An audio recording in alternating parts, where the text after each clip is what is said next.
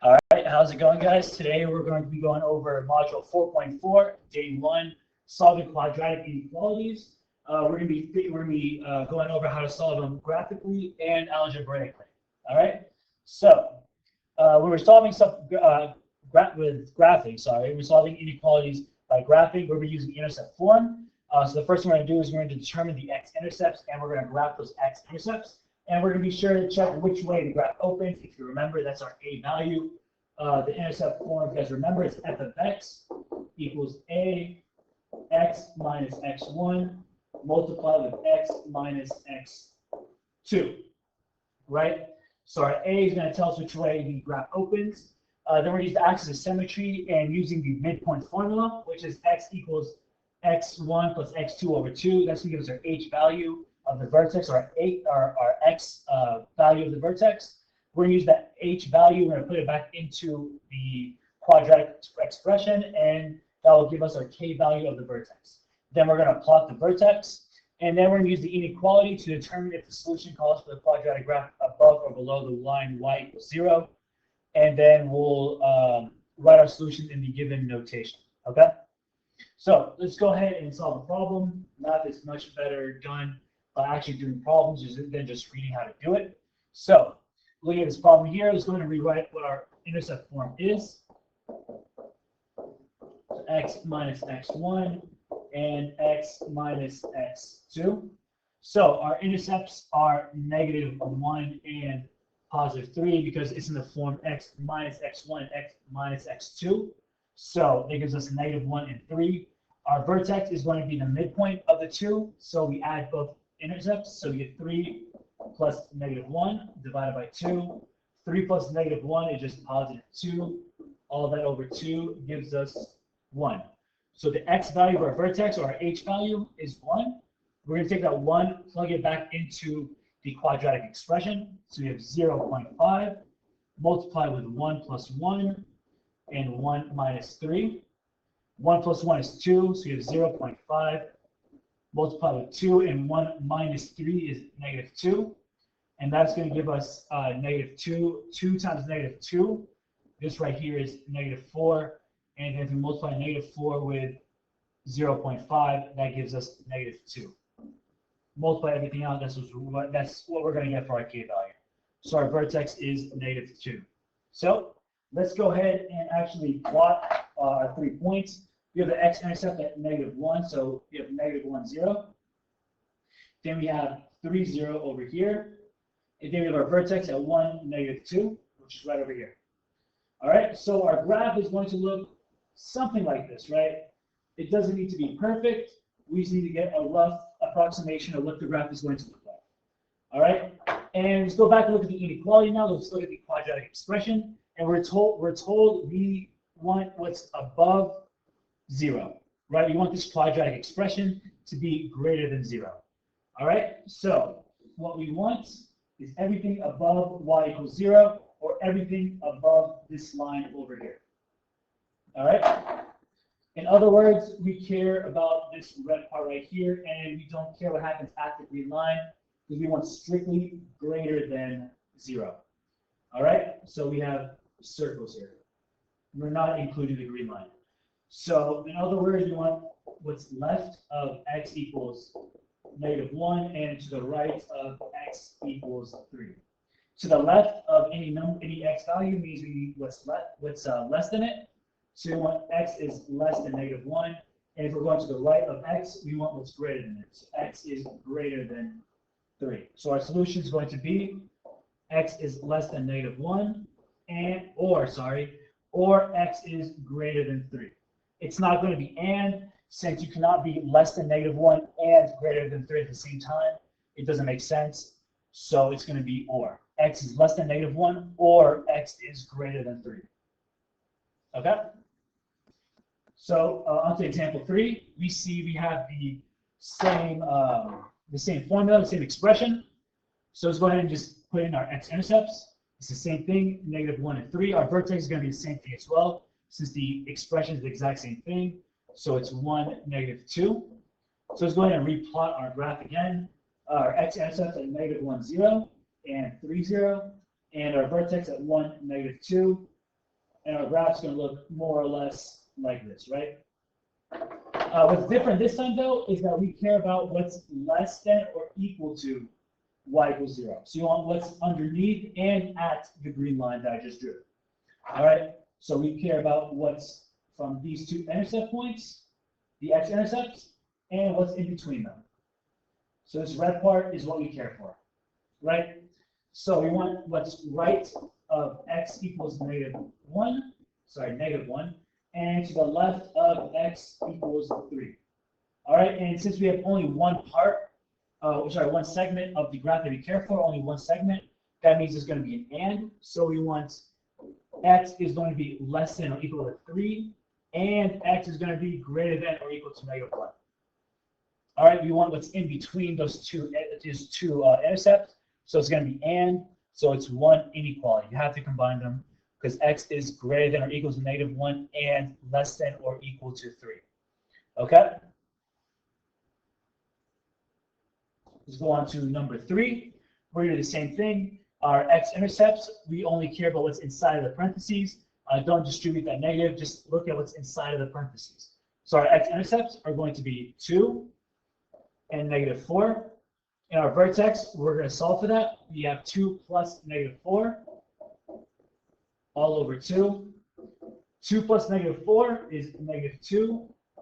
Divided by 2 gives you negative 1. So we have negative 1 for our x value of the vertex. We're going to take that, that h value, the x value of the vertex, plug it back into the equation.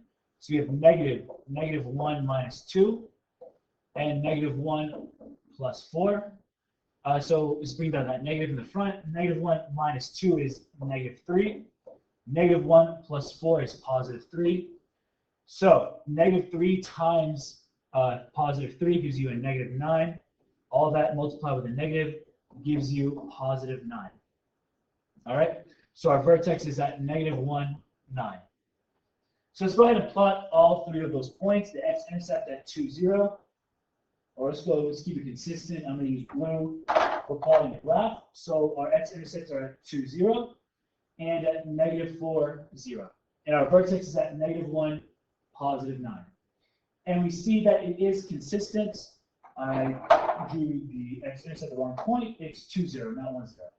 And we see that it's consistent with our formula that it's negative. A is negative, so that means it's going to be opening downwards. So this graph makes sense. It's going to look something like this, more or less, right? All right, so let's go ahead and redraw our y equals 0 line because that's what we're going to be looking at. And this formula, or sorry, this expression is telling us we want the part of the graph that's greater than or equal to 0, right?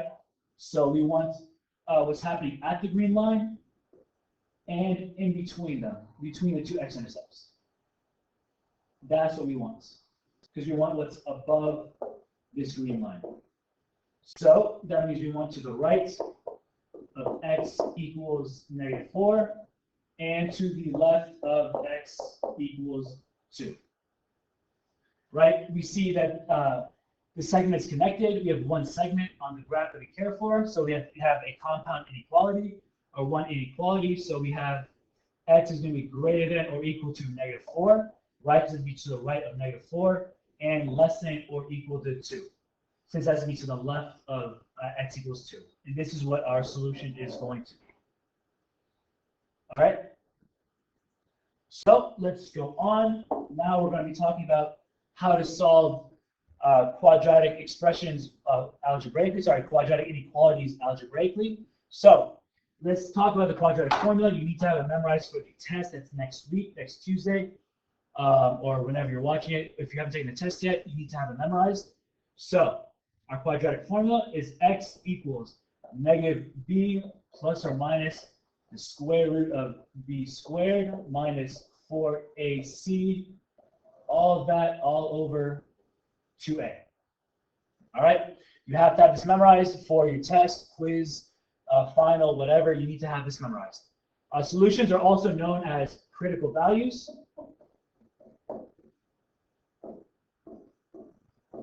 They're also known as zeros or x-intercepts. all three of them, or I guess all four, including solutions, they all mean the same thing. We get them by using the quadratic formula on the quadratic expression that we get. All right, so how we're going to solve it is that we're going to rewrite the inequality with 0 on one side. Remember, a quadratic expression is not going to work unless you have a 0 on one side. We're going to solve the quadratic equation, and when we solve that equation, our solutions are our critical values, right? And then we're going to pick a value either between the critical values or outside of those critical values. For example, if our critical values came out as -3 and 5, a value in between -3 and 5 would be 0. And a critical value, a value outside of those critical values can be something like 6 or -4. So less than -3 or greater than 5, right? So after we picked a value in between or outside, we're going to substitute the chosen value back into the inequality, and we're going to determine if the solution is, we determine the solution based on the results. All right, so let's go ahead and look at a problem and see what I'm talking about. So we have x squared plus 2x plus 1 is greater than 9. We need to solve this inequality. So first thing we're going to do is we're going to get 0 on one side. The easiest way is to -9 on both sides. So we're left with x squared plus 2x. 1 minus 9 is -8. All of that greater than 0. So now we're going to use the quadratic formula. We're going to plug this in, and we're going to get our critical values. All right, so negative b is going to be -2, right?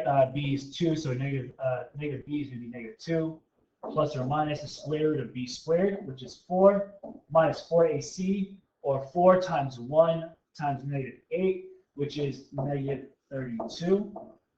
All over 2a, our a is 1, so all over 2. Okay, so let's go ahead and solve it out. We have a -2 plus or minus the square root. 4 minus -32 is 36, all over 2. So our solutions are -2 plus the square root of 36 is just 6, all over 2, and -2 minus 6, all over 2, right? Or in other words, -2 plus 6 is 4. 4 divided by 2 is 2, sorry. So, and also -2 minus 6 is -8. -8 divided by 2 is -4. So our critical values are x equals 2 and -4. These are our two critical values. So let's go ahead and put it back into our solution over here. So our critical values are -4 and 2. So now what we need to do is we need to pick a value in between the two or outside of them and see if it makes sense in the inequality. All right? So I'm going to pick a number in between. I'm going to go with 0. 0 is a really easy number to use in between 2 and -4. So I'm going to plug in 0 to the inequality. It doesn't matter which one you want to use. They both work fine. So I'm going to use 0 and see what I get. So I have 0 squared plus 2 times 0 plus 1 is greater than 9. The zeros canceled, so we're left with 1 is greater than 9. And 1 is not greater than 9, but it's making sense. So, you know, whatever happens in between those two critical values is not a solution. And if the solution isn't in between the two critical values, it has to be outside of the two critical values, right? So our solution is going to be outside of the two critical values. Okay, so that means our solution is going to be x is less than -4, or that's an ugly 4. Let me rewrite that. X is less than -4, or x is greater than 2. That's going to be our two solutions, and we know it's going to be less than -4 because we want what's to the left of -4 and what's to the right of 2, right? So that's what our solution is going to be. So let's keep going. On 2, we're going to do the same thing. We're going to set it equal to 0, so minus 4x on both sides, and we get 2x squared minus 4x plus 1 is less than or equal to 0. We're going to put this to the quadratic formula again. So negative b is 4, plus or minus the square root of b squared, which is 16, minus 4ac. 4 times 2 times 1 is 8, all over 2a, or 4. Right, 2 times 2 is 4. So 16 minus 8 is the square root of 8. So we have 4 plus or minus the square root of 8 all over 4. So then square root of 8 can be reduced to 2 root 2. So we have 4 plus or minus 2 root 2 all over 4. And we see we have a 4 here, a 2 here, and a 4 here. We can pull out a 2 in the top and divide it by and reduce the 2 over 4, or we can just divide all three of them by a GCF of 2. And we're left with 2 plus or minus root 2 all over 2. Right? The GCF of 4, 4, and 2 is just 2. So we divide all three of them by 2. And we're left with 2 plus or minus root 2 over 2. So let's actually go up first and put this into our solution. So our critical values are going to be 2 minus root 2 all over 2 and 2 plus root 2 all over 2. So now we need to pick a point either in between or outside of those two critical values. And we're going to see if it makes any sense and where our solution is going to be. All right. So I don't actually know what these values are off the top of my head. So what you want to do is take these values and put them to a calculator and figure it out that way. So 2 minus root 2 all over 2. If you put it inside the calculator, you get approximately 0.3. And if you put 2 plus root 2 all over 2 into a calculator, you get approximately 1.7. So these are about approximates of what they're worth. So we're going to pick a point in between the two. An easy point in between the two is going to be 1. You could use something outside of it. You could use 0 as well if you want to. I'm going to go with something in between, and I'm going to go with 1. All right? So we're going to use 1 into this equation. You can use either inequality that you want. It doesn't matter. So I'm going to go ahead and use the one we put to be less than or equal to 0. So we have 2, 1 squared minus 4 times 1 plus 1 is less than or equal to 0. We're going to solve it out. 1 squared is just 1. 1 times 2 is 2. Minus 4 times 1, which is just 4. Plus 1 has to be less than or equal to 0. 2 minus 4 is negative 2. Negative 2 plus 1 is negative 1. Negative 1 is less than or equal to 0.